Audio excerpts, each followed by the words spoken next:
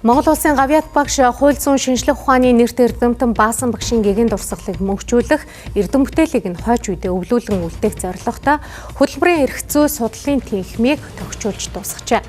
Танхимын нээлтийн үйл ажиллагаанд Дотгон Тэнгэр их сургуулийн багш ажилчид танхим тохижуулах ажилд хандив өгсөн хүндэт зочид оролцсон байна.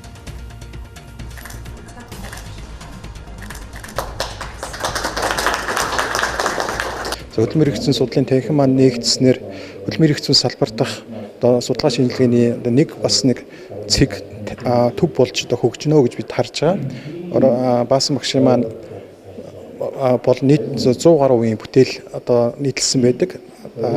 Энэ 100 гаруй бүтээлийн маань ихэнх пэйж нь бол их хуваараа энэ эрдэм судалгааны төвд байрлаж байгаа. За мөн Монгол улсын хөдөлмөрийн салбарын хүрээнд зохиогдсон бүхий сургагчдыг энэ номын сангаараа баяжилтаа хийж онолж байгаа бодож байгаа, бид төлөвлөж байгаа. За миний нах зах лэгцгийн Баасан гэж Монгол улсын дэд шүүхийн шүүгч, үндсэн хуулийн цэцгийн гээд хүндтэй албан тушаалуудыг хасч ирсэн. За нөгөө талаараа бол багш хүн. Хууль зүйн салбарт бол олон мянган олон сүрчнийг бэлтгэж.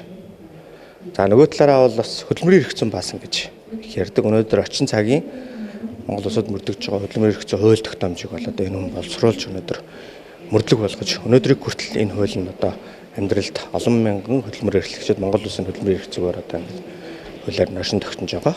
Тэгээ бидний энэ үйл ажиллагаа маань цаашдаа хөдөлмөрийн эрх зүйгээр сонирхон судалж байгаа судлаач залуу эрдэмтдийг энэ чиглэлд бас дэмжих, судалгааны орчныг бүрдүүлэх, энэ чиглэлээр багшийнхаа хэрэгжилж байсан ном бүтээл, за мөн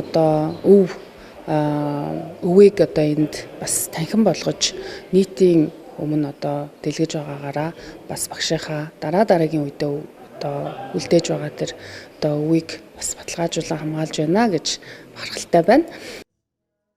Сургуулийн удирдлага ирсэн зочид болон танхимыг тохижуулах ажилд чин сэтгэл гаргаж хандивт нэгдсэн болон танхим тохижуулах ажилд гар бие оролцсон багш ажилчдаа гүн талархал илэрхийлж байсан юм а.